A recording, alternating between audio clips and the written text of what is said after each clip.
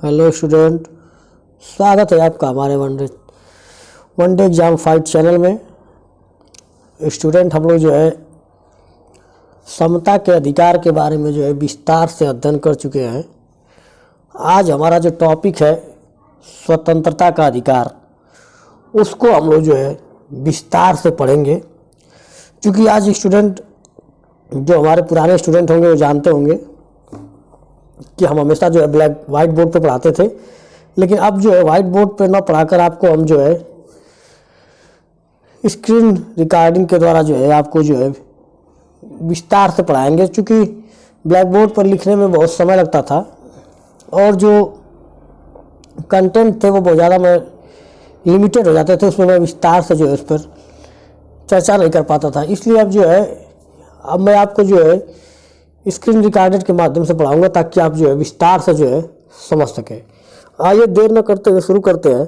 क्योंकि पिछला टॉपिक आपने जानते हैं कि पढ़ चुके हैं समता का अधिकार, अनुच्छेद जो है 14 से 18 तक जो है हम लोग विस्तार से पढ़े थे और एक एक करके हमने जो है आपको विस्तार से समझाया था। आज हमारा टॉपिक है स्वतंत्रता का अधिकार। ये अनुच्छेद 19 से 22 तक है। 19 से 22 तक में हम देखेंगे यहाँ पे जो अनुच्छेद है उसमें जो है 4 अनुच्छेद आते हैं आपके। 4 अनुच्छेदों में अगर देखा जाए तो अगर जो बहुत ही इम्पॉर्टेंट है अनुच्छेद 19 से 22, तो अगर एक एक करके हम देखा जाए तो इसमें जो है अनुच्छेद 19 नंबर जो है अभिव्यक्ति की स्वतंत्रता, आप यहाँ पे देख पा रहे होंगे अभिव्यक्ति की स्वतंत्रता अनुच्छेद 19 बहुत ही महत्वपूर्ण अनुच्छेद है आपका। उसी तरह जो है दूसरा अनुच्छेद आपका यहाँ पे है अपराधों के लिए दोष सिद्धि के संबंध में संरक्षण, अनुच्छेद 20 आपका। अनुच्छेद 21 कहता है प्राण एवं दैविक स्वतंत्रता का अधिकार, और अनुच्छेद 22 जो है कुछ दशाओं में जो है गिरफ्तारी और निरोध से संरक्षण। यहाँ पर हम एक एक टॉपिक पे जो है विस्तार से चर्चा करेंगे। तो क्योंकि जो है यहाँ पे जो है अगर आप पीसीएस और आरओ और यूपी पुलिस जैसे एग्जामों की तैयारी कर रहे हैं तो थोड़ा सा गहराई से चलना चाहिए। क्योंकि एग्ज़ाम का पैटर्न अब बदल चुका है। पहले जिस तरह के एग्ज़ाम हुआ करते थे अब उस तरह के एग्ज़ाम रहे नहीं। क्योंकि अब जो है क्वेश्चन जो है पॉलिटी से बहुत गहराई से अनुच्छेद के अंदर से भी क्वेश्चन पूछ देता है। तो इसको हम लोग एक एक करके जो है विस्तार से पढ़ेंगे। यहाँ पर आप देख पा रहे हैं कि हम लोग जो है स्वतंत्रता के अधिकार में अनुच्छेद 19 से 22 जो अनुच्छेद आते हैं, अनुच्छेद 4 जो है उसमें हम जो है अनुच्छेद 19 को जो है विस्तार से पढ़ेंगे। क्योंकि बहुत महत्वपूर्ण और बहुत ही एग्ज़ाम की दृष्टि से बहुत ही इम्पोर्टेंट है। तो हम देखेंगे, क्योंकि हम जो है आपको अपने नोट से पढ़ा रहे हैं और हम जो है एनसीईआरटी और लक्ष्मीकांत जो कि आईएएस और पीसीएस के लिए जान होती है पॉलिटी में, और जो है और एक दो किताबें और हैं जिनका हम जो है मिश्रण करके जो है अपना नोट्स तैयार किए हैं और उसके हिसाब से जो है आपको हम टू द पॉइंट और एग्ज़ाम की दृष्टि से जो महत्वपूर्ण है उसी चीज़ को हम पढ़ाएंगे आपको। और आपको नोट्स बनाने की चिंता नहीं है। आप जो है जो भी पढ़ेंगे हमारा नोट्स एकदम बना बनाया आपको मिलेगा। आपको सिर्फ लिखना है और उसको रिवीजन करना है। तो यहाँ पर हम लोग देखेंगे कि अनुच्छेद 19 में जो अनुच्छेद 19 कहता है अभिव्यक्ति की स्वतंत्रता, अभिव्यक्ति की स्वतंत्रता, यानी कि अब इसमें जो है अब 6 स्वतंत्रता है। अनुच्छेद 19 के अंतर्गत भी जो है 6 प्रकार की स्वतंत्रता है। और अनुच्छेद 19 के 1 के क में कहता है कि भाषण और अभिव्यक्ति की स्वतंत्रता, जिसमें जो है प्रेस और राष्ट्रीय ध्वज फहराने की और आरटीआई के द्वारा जो है जवाब मांगने की, सब कुछ इसमें जो है शामिल किया गया है। अगर देखेंगे इसको जो है अभिव्यक्ति और भाषण की स्वतंत्रता है, यानी कि जो है आपने अन्य किसी के विचारों से प्रोत्साहित करने का अधिकार, प्रेस की स्वतंत्रता, और जैसे कि फ़ोन टाइपिंग के विरुद्ध अधिकार, किसी राजनीतिक दल या संगठन द्वारा आयोजित बंद के खिलाफ अधिकार, आप सरकारी गतिविधियों की जानकारी का अधिकार, शांति का अधिकार, किसी अखबार को पूर्व प्रतिबंधित के विरुद्ध अधिकार। यानी कि अगर आप इन सब चीज़ों को देखा जाए मिला के, तो किसी भी माध्यम में आपको अभिव्यक्ति की जो है आज़ादी मिली हुई है, किसी भी मंच से, चाहे पॉलिटिकल मंच हो, चाहे आप जो है किसी भी मंच के माध्यम से जो है आपको भाषण और देने की और अपने विचारों को लोगों के बीच रखने की स्वतंत्रता है। अनुच्छेद 1 ख बहुत ही महत्वपूर्ण है। इसी स्वतंत्रता के अधिकार के अंतर्गत आपको इसको शामिल किया गया है। 1 के ख में कहा गया है कि शांतिपूर्ण एवं हथियार रहित सम्मेलन का अधिकार। कहने का तात्पर्य है कि यहाँ पर आप किसी भी धरना कर सकते हैं, प्रदर्शन कर सकते हैं, लेकिन शांतिपूर्ण तरीके से और हथियार रहित। आपके पास हथियार नहीं होना चाहिए और आप जो है शांतिपूर्ण तरीके से बिना हथियार का प्रयोग किए हुए आप जो है अपना जो है प्रदर्शन जाहिर कर सकते हैं। अगला अनुच्छेद 19(1) ग में जो है स्वतंत्रता के अधिकार में, ये सब अनुच्छेद जो है 19 के अंतर्गत ही आपको ये अधिकार मिले हुए हैं जो हमारे मूल अधिकार हैं। इसमें कहता है 19 के 1 के ग में संघ और संगठन बनाने का अधिकार। यानी कि आप किसी भी कोई भी एक जो है लोगों को यूनिटी बनाकर जो है संघ बना सकते हैं, कोई भी संगठन बना सकते हैं। कुछ लोगों का समूह संगठन बना के आप कोई भी अपना एक अलग जो है नेतृत्व कर सकते हैं, कोई मंच बना सकते हैं, ताकि आप जो है समाज सेवा के लिए, पॉलिटिकल कामों के लिए जो है आपको जो है ये अधिकार मिलता है कि आप जो है कुछ लोगों का ग्रुप बनाकर काम कर सकते हैं। अनुच्छेद 19(1) के घ में कह रहा है कि भारत के राज्य क्षेत्र में कहीं भी आबाद संचरण का अधिकार है। आबाद संचरण का यानी कि आपको घूमने फिरने का अधिकार है, आप जा सकते हैं, घूम फिर सकते हैं, इन सब का अधिकार मिला है। पूरे देश में जम्मू कश्मीर से लेकर कन्याकुमारी तक आप जो है कहीं भी जाकर घूम फिर सकते हैं, आपको जो है इसके लिए कहीं भी रोका नहीं जाएगा। ये आपका अनुच्छेद 1 के घ में आपको जो है अधिकार मिला हुआ है। ये अभी स्वतंत्रता के अधिकार के अंतर्गत आता है। अगला है 19(1) घ का अंग्या के बाद का अधिकार है भारत में कहीं भी निवास का अधिकार। यानी कि भारत में कहीं भी कुछ जगहों को छोड़ दिया जाए, हर जगह हर अनुच्छेद में कुछ न कुछ अपवाद है, उनको अगर इग्नोर कर दिया जाए तो आप भारत के कहीं भी निवास कर सकते हैं। यानी कि आप जो है अनुसूचित जनजाति क्षेत्रों को और कुछ सरकार के द्वारा विशेष चिन्हित क्षेत्रों को अगर छोड़ दिया जाए तो आप कहीं पे भी अपना जो है ज़मीन खरीद कर निवास कर सकते हैं, रह सकते हैं, बशर्ते वहाँ पर जो है किसी भी रहने वाले वहाँ के जनजाति लोगों को जो है डिस्टर्ब न किया जाए। या वहाँ जनजाति क्षेत्र में तो आप पहले रह नहीं सकते हैं, क्योंकि उनका जो है सरकार उनके जो कल्चर है, उनका रीति रिवाज परंपराएं हैं, उनको जो है आप डिस्टर्ब करेंगे, इसलिए सरकार जो है इन चीज़ों पर रोक लगाती है। तो इसलिए जो है आप कहीं भी अन्य बाकी जगहों पर रह सकते हैं, लेकिन सरकार जहाँ पे जो है कुछ हर जगह पे अपवाद है वहाँ आप नहीं रह सकते हैं। अगला टॉपिक है 19(1) का 6 कोई वित्तीय व्यापार का अधिकार। बहुत इंपॉर्टेंट है। आप जो है पूरे देश में कहीं भी व्यवसाय, कोई भी व्यापार, कोई भी अपना खुद का बिजनेस कर सकते हैं, इसके लिए आप स्वतंत्र हैं। तो ये आपके अनुच्छेद 19 का स्वतंत्रता का अधिकार के अंतर्गत आपके जो व्यक्ति और अभिव्यक्ति की जो स्वतंत्रता है, ये 19 के अंतर्गत जो है ये सारे पॉइंट आते हैं और इसके अंतर्गत जो है 6 स्वतंत्रताएं हैं। तो अब तक आप जानते थे कि अभिव्यक्ति की स्वतंत्रता जो होती है 19 नंबर जो है, उसके अंतर्गत भी इतने सारे अधिकार हैं कि आप भाषण दे सकते हैं, शांतिपूर्ण बिना हथियार का सम्मेलन कर सकते हैं, संघ और संगठन बना सकते हैं, देश के किसी भी कोने में जो है आबाद संचरण कर सकते हैं, घूम फिर सकते हैं, निवास कर सकते हैं, कोई भी अपना खुद का व्यापार कर सकते हैं। तो ये टोटल जो पॉइंट है, इन सब के द्वारा जो है अनुच्छेद 19 आपको जो है इन सब की आज़ादी देता है और ये आज़ादी हमारा देश का संविधान हमको जो उपलब्ध कराता है। अगला अनुच्छेद हम लोग यहाँ पर देखेंगे अनुच्छेद 20। अनुच्छेद 20 जो है अपराध के लिए दोष सिद्धि के संबंध में संरक्षण। चूँकि 19 नंबर अनुच्छेद हम लोग पढ़ चुके हैं, तो अब अनुच्छेद 20 देखेंगे। अनुच्छेद 20 में जो है आपको 3 पॉइंट मिलेंगे। और अनुच्छेद 20 इसमें क्या कह रहा है कि अनुच्छेद 20 जो है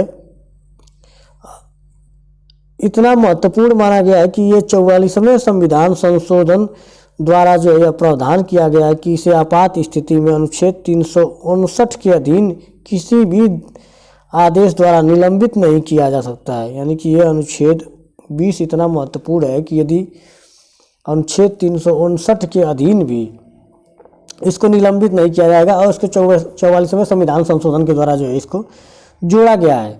तो अनुच्छेद 20 में 3 पॉइंट है।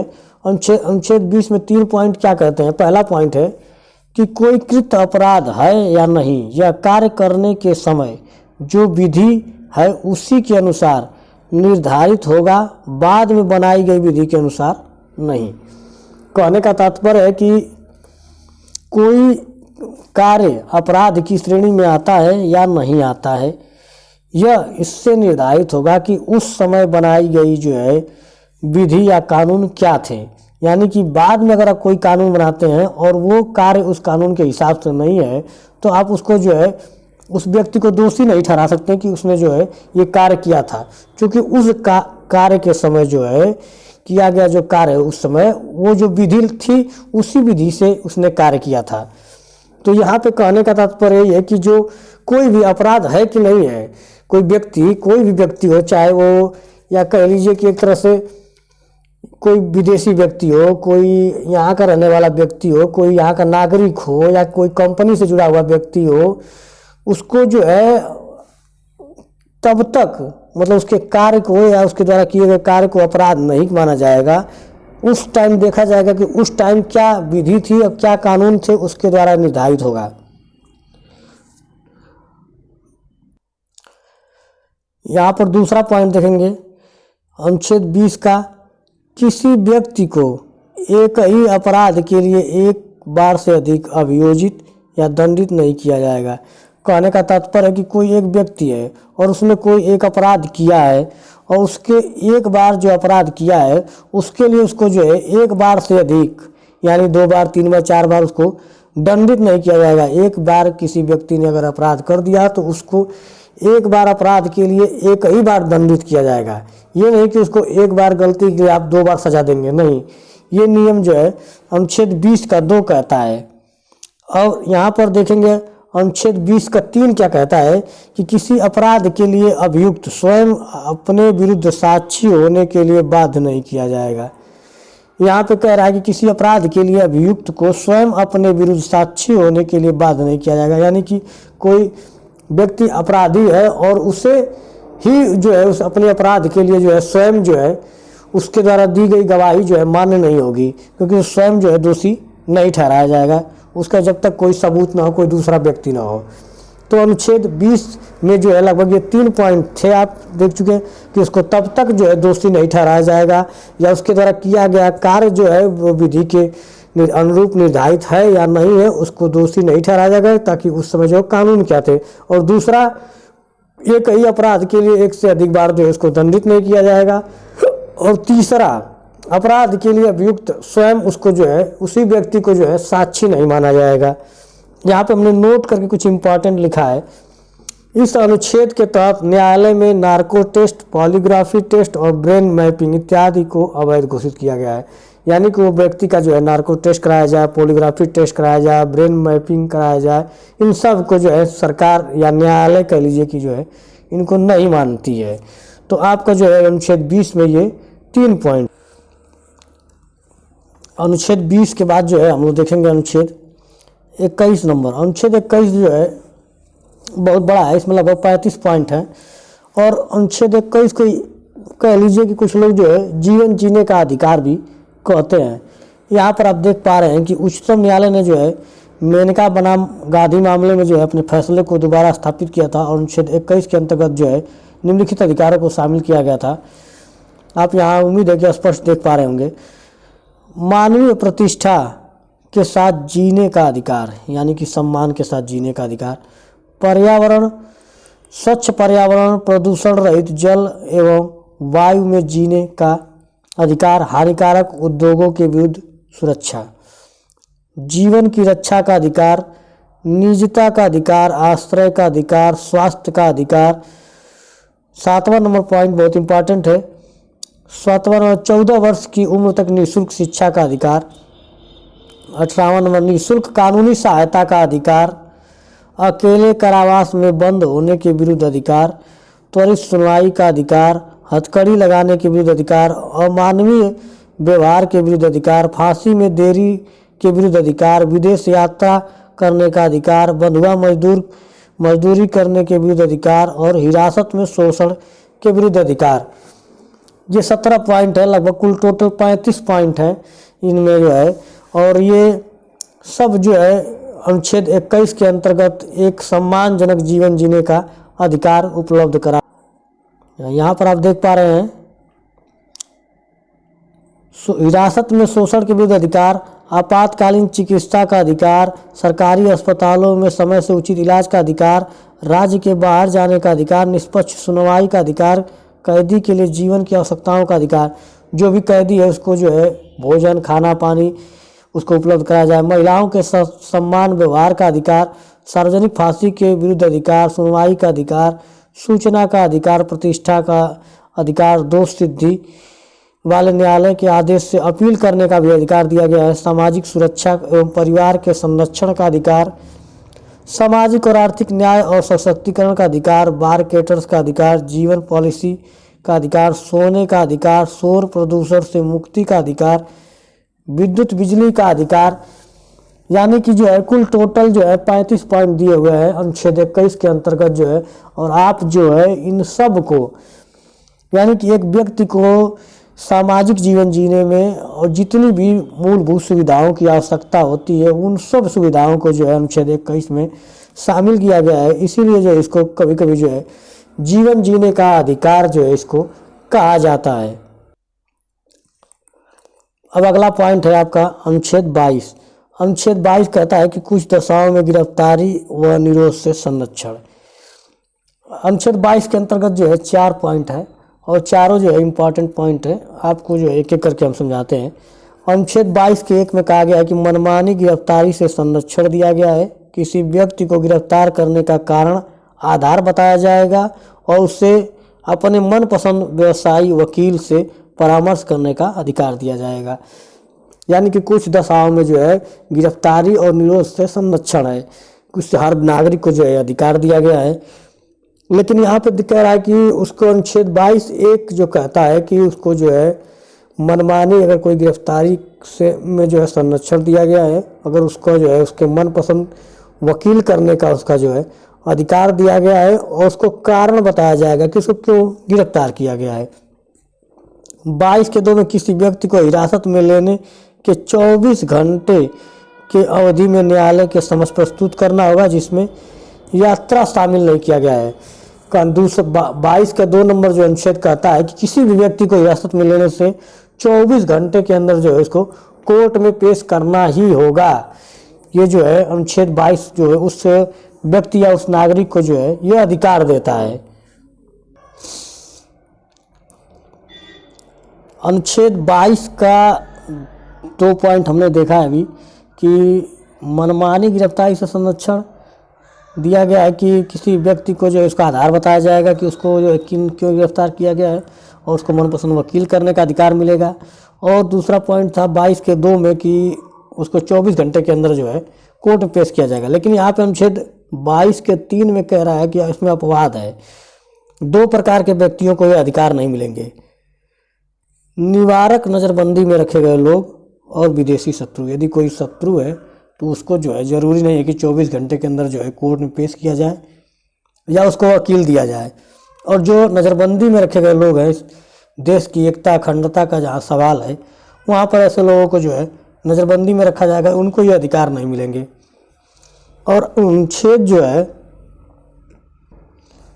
24 के 4 में जो है जिस व्यक्ति को निवारक नज़रबंदी में बनाया गया जाएगा उसको कारण बताया जाएगा। यानी कि यहाँ पे कह रहा है कि 22 के 4 में कह रहा है कि जिस भी व्यक्ति को नज़रबंदी बनाया जाएगा या नज़रबंद किया जाएगा उसको कारण बताया जाएगा। अपना मनपसंद वकील से परामर्श करने का अधिकार होगा।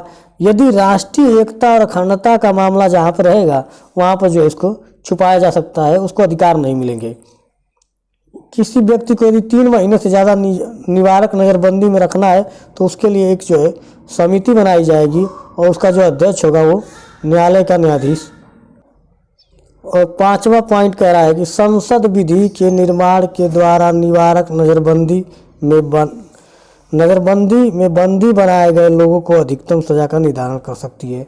तो आपके जो अनुच्छेद 22 में 4 पॉइंट थे कि आप जो है आपको जो है नज़रबंद किया जाएगा तो इसका कारण बताया जाएगा, आपको 24 घंटे के अंदर जो है कोर्ट में पेश करना होगा। अनुच्छेद 22 का 2 कहता है और जो 22 का 3 कहता है कि जरूरी नहीं है कि आपको जो इन सारी अपवाद में भी बताता है कि जरूरी नहीं है अगर आपको जो है सुविधाएं मिलेंगी उस मामले में या किसी विशेष निवारक नज़रबंदी में रखा गया है या आपको विदेशी शत्रु है। और चौथा पॉइंट में आपको जो है 22 के 4 हमने जो अभी विस्तार से 5 पॉइंट से हमने बता दिया। तो अभी आपने देखा कि स्वतंत्रता के अधिकार के अंतर्गत जो है अनुच्छेद 19 से अनुच्छेद 22 तक जो शामिल किए गए थे उनमें हमने पूरा विस्तार से एकदम एक एक करके और अपने नोट्स के माध्यम से और अच्छी अच्छी किताबों के माध्यम से आपको हमने विस्तार से समझाया। उम्मीद है कि आपको अच्छा लगा होगा। धन्यवाद।